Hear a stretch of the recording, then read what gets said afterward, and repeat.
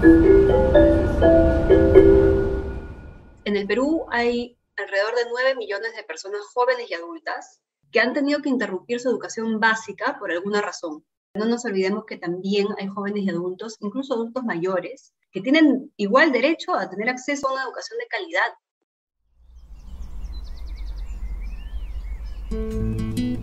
¿Y si viajamos por las regiones de nuestro Perú? Vamos a conversar con los diversos roles de la educación y a ver juntos atardeceres llenos de aprendizajes que tenemos para compartir. Voces por la educación. Voces por la educación. Voces por la educación. Voces por la educación. Voces por la educación. Un podcast de Enseña Perú para emprender un viaje desde donde nos encontramos y empezar a escuchar a las diversas voces del sistema educativo. ¿Ya tienes tu maleta lista? ¡Comencemos esta aventura! Bienvenidas y bienvenidos a una nueva aventura. Hoy viajamos hacia Amazonas, un lugar que nos inspira y nos moviliza a través de la acción colectiva para seguir contribuyendo con la transformación de la educación. Mi nombre es Andrea G. Ospina y en este día aprenderemos más sobre la importancia de la educación básica alternativa, ¿qué es eso?, junto a una voz que acciona por la educación constantemente en este tema. Le damos la bienvenida a Natalia Thornberry, cofundadora del proyecto Campo Redondo y alumni del programa de liderazgo de Enseña Perú, quien nos compartirá los aprendizajes de la educación básica alternativa en el país y los retos de esta modalidad en la presencialidad. Hola Natalia, estamos súper felices de que puedas acompañarnos hoy y sobre todo de aprender junto a tu voz. Hola André, muchas gracias por la invitación. Hola a todas las personas que se están sumando a escucharnos hoy.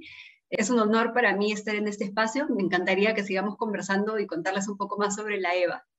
Muchas gracias. Vamos a aprovechar este tiempo justamente, Nati, para que nos cuentes sobre qué es la EVA, por qué es importante, qué se está haciendo, qué retos encontramos y muchas cosas más. Yo quería empezar justamente preguntándote, estamos hablando del retorno a clases, es un tema que hemos hablado en los últimos 3 meses, que hemos escuchado muchísimo, que hemos visto muchas noticias, que hemos visto historias también, pero ¿tú crees que hay algún tema que aún no estemos hablando, algún tema que estemos dejando de lado sobre el retorno, que sea importante como país y que tengamos que empezar a conversarlo?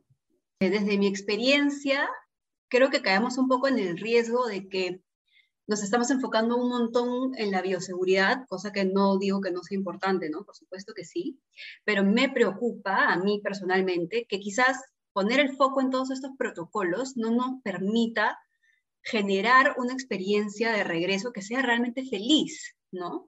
Creo que puede sumarle de repente bastante estrés, bastante angustia a los estudiantes, tanto como a la plana docente en general.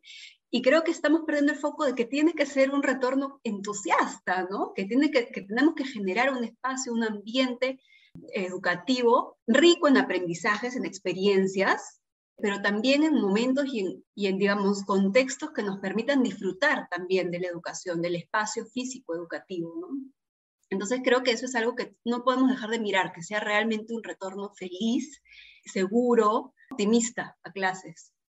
Qué lindo, me encanta eso porque es otra forma de verlo y creo que además después de 2 años de extrañar un poco a veces la presencialidad, incluso con los miedos que hemos vivido todos y todas, pues efectivamente, ¿cómo hacemos que este retorno sea feliz? Y pensaba mucho también en cierto tipo de estudiantes, ¿no? En estudiantes, por ejemplo, de primera infancia que van por primera vez, ¿no? A las aulas. Algunos empezaron de manera virtual, entonces, ¿qué significa para ellos ahora pasar como a las aulas?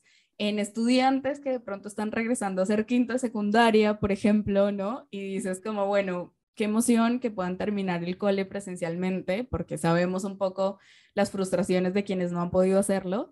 Y bueno, ¿por qué no en estudiantes también de EVA? Entonces voy a darte paso ahora sí para que tú nos cuentes un poquito más qué es esto de la educación básica alternativa, qué significa, un poco cómo se ve, por qué es importante. Bueno, la educación básica alternativa es un poco eso, lo que su nombre mismo dice, ¿no? Es una alternativa para que las personas que no han podido terminar su etapa escolar de manera oportuna puedan hacer, ¿no? Entonces, en el Perú hay alrededor de 9 millones de personas jóvenes y adultas que han tenido que interrumpir su educación básica por alguna razón. Y esto es importante, ¿no? Porque estamos hablando de 9 millones, es casi un tercio de la población. Entonces, la EVA es una modalidad de la educación básica que permite eso, ¿no? Porque finalmente, al no haber culminado su escolaridad, no tenemos la certeza de que estas personas hayan podido desarrollar las competencias necesarias para que se puedan desenvolver en sus diversos ámbitos de la vida con éxito. Entonces, de eso se trata un poco la EVA, ¿no? De adaptarse también al estudiante, de ofrecerle posibilidades de aprendizaje que puedan aplicar de manera inmediata, que les sirvan en su vida, que les ayuden a cerrar, digamos, este ciclo, este pendiente con el que se pueden haber quedado muchos, ¿no? Porque has dicho una frase que retumba en mi cabeza, como que sea una educación que les sirva para la vida. Y creo que es lo que deberíamos preguntarnos, en verdad, con toda la educación siempre, ¿no? Pero me imagino que en el contexto de la EVA es aún más, ¿no? Porque no es llenarlos de contenidos, sino más bien como qué cosas de la educación faltan para de repente como potenciar las cosas que están haciendo, que pueden hacer, ¿no? Cuéntanos un poquito cómo se ve eso en la vida real.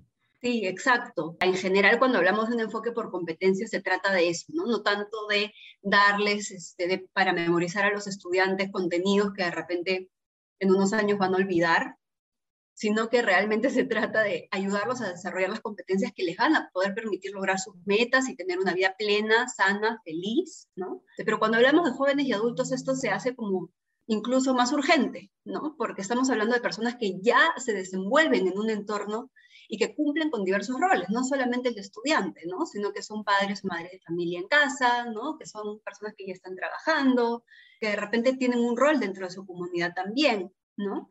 Entonces, con mayor razón, estas personas necesitan más herramientas para poder desempeñarse en esos diversos roles en la sociedad, ¿no? Ellos ya están, además, ejerciendo una ciudadanía, tomando decisiones importantes que van a tener consecuencias directamente en su vida y en la de su entorno, ¿no?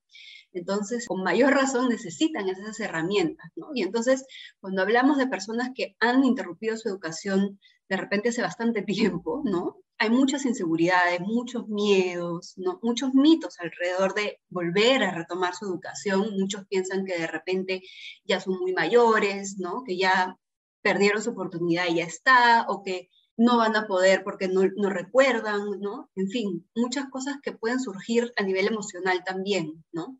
Y entonces no se trata de exigirles por exigirles y de cumplir con todo el currículo a la loca, sino de seleccionar realmente cuáles van a ser esos aprendizajes que realmente les van a servir para que no se angustien ni se agobien, digamos, con contenidos, sino que realmente puedan usarlos en su vida y sientan que hay una mejora en su calidad de vida de manera inmediata, ¿no? También porque hay que cuidar que esta es una población con altos índices de deserción. Entonces, la experiencia tiene que ser lo suficientemente potente para retenerlos. En ese sentido, creo que es más importante todavía atender a las necesidades de aprendizaje inmediatas y estar muy conectados con qué es lo que realmente necesita esta población, ¿no? ¿A qué se están dedicando? ¿Qué quieren lograr? De repente muchos quieren ayudar a sus hijos con las tareas, ¿no? Otros quieren poder desenvolverse mejor en su trabajo o empezar un emprendimiento. Y entonces la EVA tiene que poder adaptarse a todas esas necesidades, ¿no? Es súper interesante. Hemos ido hablando además de algunos retos, ¿no? Que tiene la EVA, este acompañamiento emocional, saber que realmente puedan mejorar su calidad de vida, este reto de la deserción que puede ser altísima.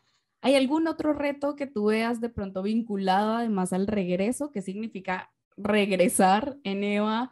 ¿Cómo han sido? Cuéntanos un poquito como los últimos 2 años para estas personas. ¿Han estado vinculadas? ¿No han estado vinculadas? Sí, es difícil, ¿no? Si ya de por sí la EVA presenta altos índices de deserción, la pandemia solamente ha agravado esta situación, ¿no? Porque además estamos hablando de poblaciones que no necesariamente tienen acceso a Internet de manera constante, ¿no? Que no necesariamente todos tienen smartphones, por ejemplo, y que incluso en zonas rurales estamos hablando de personas que no tienen una conexión estable a la luz, ¿no? A la electricidad o incluso a la señal telefónica, ¿no? Entonces, sí ha golpeado bastante la pandemia, porque como te decía, además estamos hablando de una población que necesita que se le acoja emocionalmente y que se le acompañe también a ese nivel de manera muy cercana, ¿no? Entonces, para muchas de estas personas, si te hablo específicamente de Proyecto Campo Redondo, por ejemplo, ¿no? Nosotros empezamos con un buen grupo estaba muy motivado a retomar sus clases porque iba a ser una propuesta semipresencial, ¿no? Entonces a ellos les da mucha seguridad saber que su profesora va a estar cerca, apoyándolo y acompañándolo durante este proceso, que no es fácil, ¿no? O sea, para una persona de repente que ha dejado de estudiar hace 20 años, por ejemplo, requiere de mucho valor retomar sus estudios, ¿no? La gente alrededor de repente se burla, ¿no? Que, ay, que ya estás viejo, que cómo vas a seguir estudiando como si fueras un chiquito, eso ya pasó, ¿no? Y entonces enfrentarse a todas estas cosas solo es difícil, ¿no? Entonces nosotras hemos sufrido de algunas pérdidas entre nuestros estudiantes, porque claro, esta promesa que se les hizo antes de la pandemia no la pudimos cumplir porque había la cuarentena, ¿no? Y entonces ellos se han tenido que enfrentar solos a los aprendizajes, ¿no? Nosotras hemos diseñado cuadernillos autoinstructivos para mandárselos porque no había esta fluidez en la conexión al internet. Entonces, la municipalidad los ha impreso, ellos, ¿no?, han recibido su cuadernillo y se han encontrado solos con el cuadernillo que les iba dando una serie de actividades que ellos tenían que completar, ¿no? Y entonces probablemente la comprensión de lectura les ha jugado en contra, ¿no? El no tener como referencias o de repente aprendizajes previos sobre los cuales apoyarse para entender de qué va, qué se les está pidiendo, puede haber sido muy desconcertante para muchos de ellos y hemos perdido a varios en el camino, ¿no? Lo bueno de la vuelta a la presencialidad es que hemos recuperado algunos también porque se han ido animando viendo que sus compañeros ya han avanzado, ¿no? La promoción automática nos ha ayudado un poquito a mitigar un poco esas pérdidas que hubieran podido ser catastróficas. Y claro, ya hay más entusiasmo de interactuar con los compañeros, pero también con las maestras, y de poder hacer las preguntas en persona y de, ya, bueno, esto que vi en mi cuadernillo por fin me está haciendo más sentido ahora que lo veo en una clase presencial, ¿no?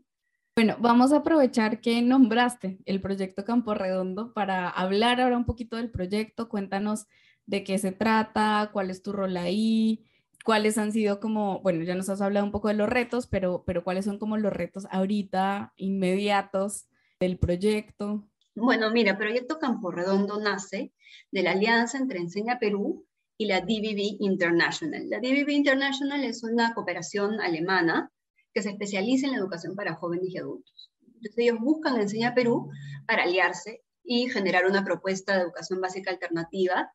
En realidad no tanto de educación básica alternativa, sino más bien de educación para jóvenes y adultos, ¿no? Porque hay varias maneras. Hay, por ejemplo, la educación comunitaria también, hay programas de alfabetización. En este caso, nosotras viajamos a Campo Redondo, que fue el lugar focalizado, y ahí identificamos un poco las necesidades de la población. Y en base a ese diagnóstico que nosotras hemos hecho, hemos determinado que lo mejor era abrir un periférico de un centro de educación básica alternativa que queda bien lejos, que queda como 8 horas del más cercano. Entonces nosotras funcionamos como un periférico y entonces la idea es que ellos puedan tener su educación secundaria terminada, el equivalente a su educación secundaria terminada, eso es la EVA, el nivel avanzado, y que se les pueda otorgar una certificación oficial, ¿no? Porque muchos de ellos quieren seguir estudiando luego, por ejemplo, ¿no? Entonces eso es bien importante, que sea formal. Eso es lo que nosotros estamos ofreciendo, ¿no? Entonces, claro, antes de la pandemia nuestra propuesta era más bien basada en proyectos, de manera súper dinámica, pero bueno, con la pandemia nos hemos adaptado un poquito a esto que te cuento de los cuadernillos autoinstructivos, y ahora que volvemos a la presencialidad estamos un poco matizando. Ya los cuadernillos se han vuelto parte de nuestra propuesta, ya están incorporados en nuestra práctica, pero bueno, seguimos manteniendo o tratando de recuperar en todo caso nuestro enfoque por proyectos, por competencias, nuestra atención a también el cuidado afectivo, emocional de nuestros participantes, ¿no? Ubícanos un poquito, porfa, ¿dónde queda Campo Redondo? Campo Redondo. Descríbenos. Te cuento un poquito, es un poquito lejos. Se queda en la provincia de Luya, en Amazonas. En realidad está bastante más pegado a Cajamarca. Llegar ahí no es nada fácil, ¿no? El aeropuerto más cercano es el de Jaén y de ahí el camino son aproximadamente 6 horas, ¿no? Pero, por ejemplo, Luya, que es, digamos, la provincia que acoge este distrito, la capital de la provincia queda a unas 8 horas aproximadamente, ¿no? Entonces, Lougel, la sede del SEBA, están lejitos, ¿no? Y esta es una zona de selva alta, ¿no?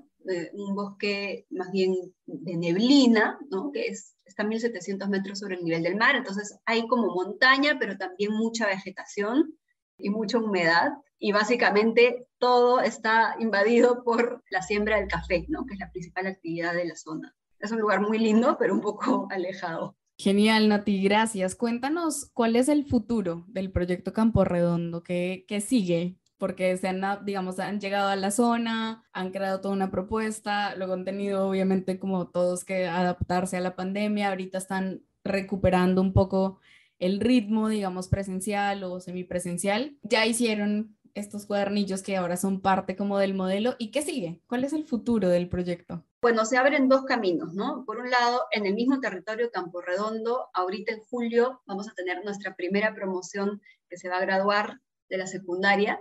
Y vamos a tener... Felicitaciones. Estamos muy emocionadas, no lo podemos creer. Y luego se abre una siguiente sección con los profesores que ya están contratados para que ellos le den continuidad a la propuesta y otro grupo de personas pueda terminar la secundaria, y ojalá esto se vayan como fortaleciendo para que en el tiempo la propuesta continúe, ¿no? Ya sin la intervención de Enseña Perú, digamos. Y de otro lado, en agosto, de hecho ya hemos empezado algunas coordinaciones, pero en agosto oficialmente replicamos la propuesta en Pomacochas, otra zona de Amazonas que queda ya a 2 horas de Chachapoyas, está un poco más cerca, digamos, más conectada.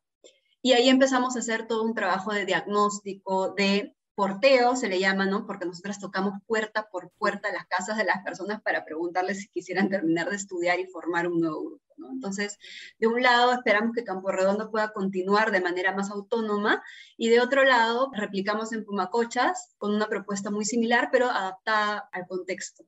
Genial. Y ahora, por ejemplo, ¿no? Que están con este reto de abrir en una nueva zona, ¿cuántas personas más o menos esperan ustedes como para esta promoción? Y también cuéntanos un poquito, hemos hablado de cuáles pueden ser como algunas barreras o limitaciones que ellos encuentran para volver a estudiar, pero cuéntanos también cuáles son las motivaciones que los lleva a querer seguir, a retomar, ¿no? Su educación. Bueno, para poder abrir un segundo grupo necesitamos como mínimo 15 personas, ¿no? Proyectar cuántas se van a animar es difícil, pero por ejemplo, basándonos en Campo Redondo, inicialmente tuvimos alrededor de 40 personas que se inscribieron y que en el camino esos números se van cambiando, algunos de repente no tienen la documentación necesaria o no coinciden los datos, entonces al final se van quedando, ¿no? Pero bueno, esperamos más o menos llegar a ese número también en Pomacochas. ¿Cuáles son sus motivaciones para estudiar? Esto es también percepción mía totalmente, ¿no? No podría asegurar que es así al 100% en todos los casos, pero muchas de las personas se sienten como que les faltó algo, ¿sabes? Como que se quedaron inconclusos en algunos de los procesos de su vida, ¿no? Como si tuvieran una deuda pendiente consigo mismos. Entonces, muchos de ellos, un poco por cumplir eso, ¿no? Por cerrar eso que para ellos se quedó como abierto, para quitarse un poco ese pendiente, esa deuda. Creo que eso es lo más como subterráneo, ¿no?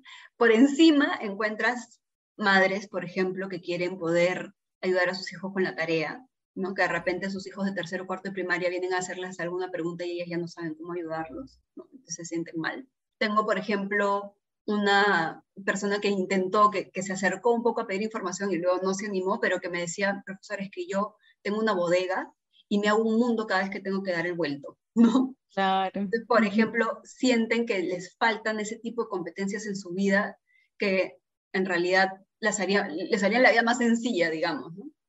Sí, muchos quieren seguir estudiando, quieren estudiar después una carrera, aunque sea técnica.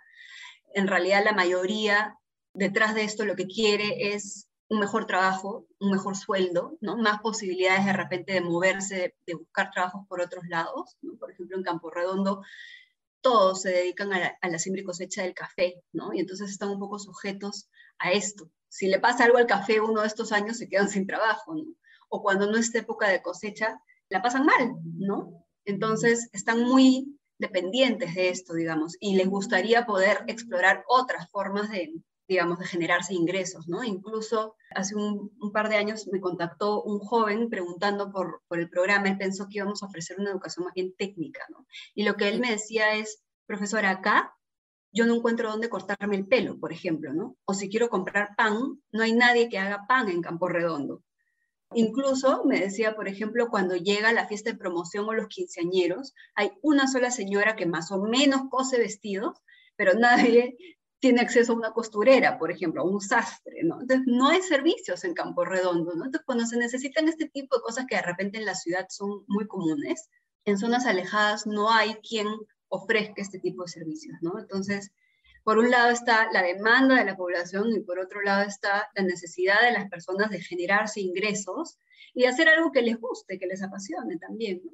Súper interesante, Nati, como ver al final cómo en personas adultas también poder terminar la educación tiene un impacto pues en su calidad de vida. De sus hijos también, ¿no? Exacto. Sí. Yo me he quedado pegadísima con la cifra que dijiste cuando empezamos a conversar. 9 millones de personas han tenido que parar sus estudios en algún momento, su educación básica.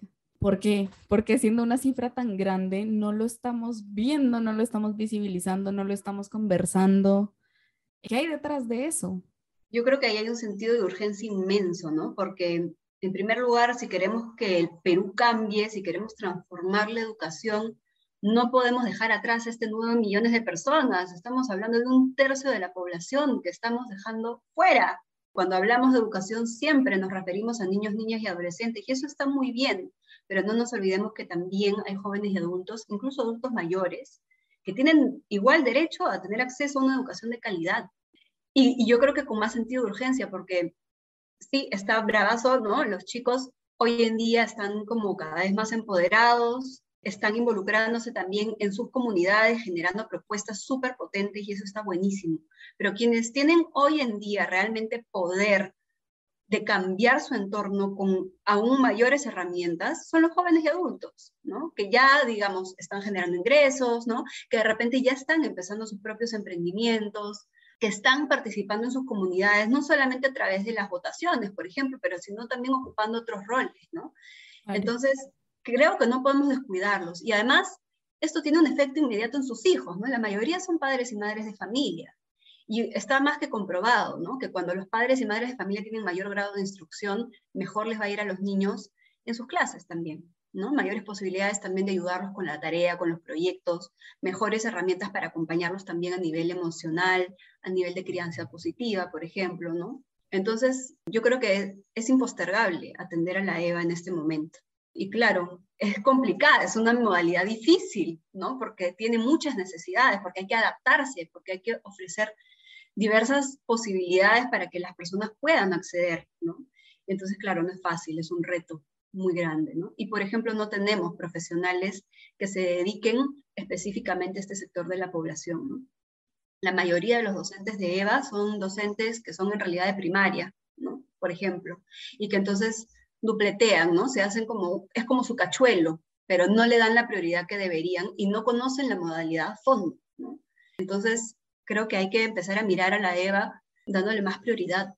Gracias Nati por ponernos en perspectiva de la EVA, por contarnos estos casos, estas cifras, esta importancia de empezar a hablar un poco más del tema, de visibilizar también como los retos que se van encontrando. De hecho, abro de una vez una invitación para que podamos escuchar en algún momento alguna o alguno de tus estudiantes, porque creo que sería genial de viva voz que nos cuenten muchas de las cosas que tú nos has contado hoy también.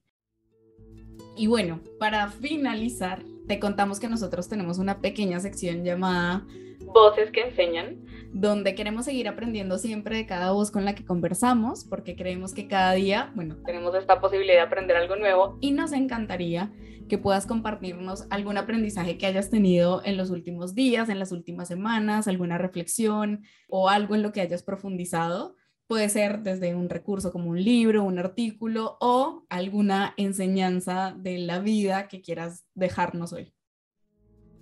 Algo en lo que he estado pensando últimamente, que ha sido motivo de reflexión y que creo que reafirmo cada día en mi trabajo, es la importancia de involucrar a la comunidad en el sistema educativo, ¿no?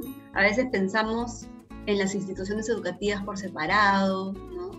Justo hoy leía a Álvaro Hensler, que había publicado en LinkedIn algo así como que no podemos generar ningún cambio si trabajamos cada uno por su lado, ¿no? Necesitamos estar unidos.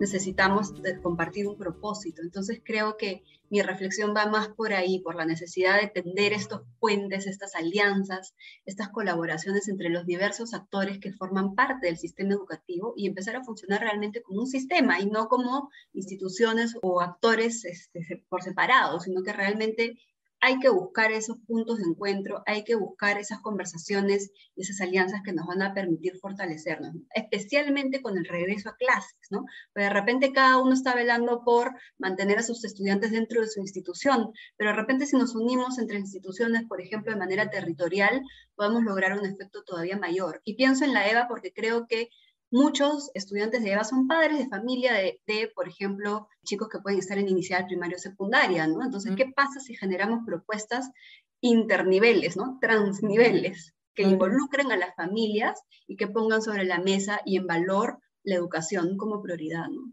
Está buenísimo eso y yo me quedo también pensando en, igual la pandemia algo que nos trajo es que acercó el rol de los padres a la educación de los hijos en general.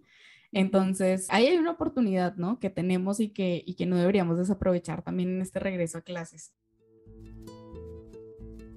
Muchísimas gracias, Natalia, por permitirnos escuchar tu voz, por ser parte de Voces por la Educación podcast. Nosotros creemos que más personas podrán conocer el reto de la educación básica alternativa en Amazonas y en el país, y que juntos y juntas podemos seguir contribuyendo desde nuestros diversos roles para aportar a esa transformación. Gracias, André, gracias por la invitación. Desde el Proyecto Campo Redondo estamos totalmente comprometidas con visibilizar esta modalidad que está quedando súper relegada. Solo para lanzarte un número que me acaba de venir ahorita, que me acabo de acordar, se invierte menos de 1.900 soles por estudiante al año en EVA, ¿no? Es la modalidad que invierte menos en sus estudiantes. Entonces, como te decía, ahí hay una relevancia que no podemos dejar de mirar. Y entonces para nosotras ese tipo de invitaciones y de oportunidades para hablar sobre esto y para ponerlo sobre la mesa y que más gente sepa que tienen la posibilidad de, además de terminar sus estudios a través de un SEBA, es importantísimo, ¿no? Así que muchísimas gracias por permitirnos poner esto sobre la mesa. Y nada, ojalá la EVA siga creciendo y fortaleciéndose para el bien del Perú entero, ¿no? Gracias. Muchas gracias, Nati. Y muchas gracias a ti que has estado participando, escuchando hoy la voz de Natalia. Esperamos oírnos en el próximo episodio para seguir aprendiendo con las voces de la educación, para seguir viajando en audio por las distintas regiones de nuestro país y juntos seguir contribuyendo a la transformación del país. Te esperamos aquí la próxima semana. Gracias por compartir juntos este destino. Conoce más de esta aventura en ensenaperú.org/vocespodcast. Ahora tu viaje comienza aquí. Disfruta de cada momento del día. Sigamos viajando a donde la brújula de la educación nos guíe. Las voces de la educación. ¡Nos vemos!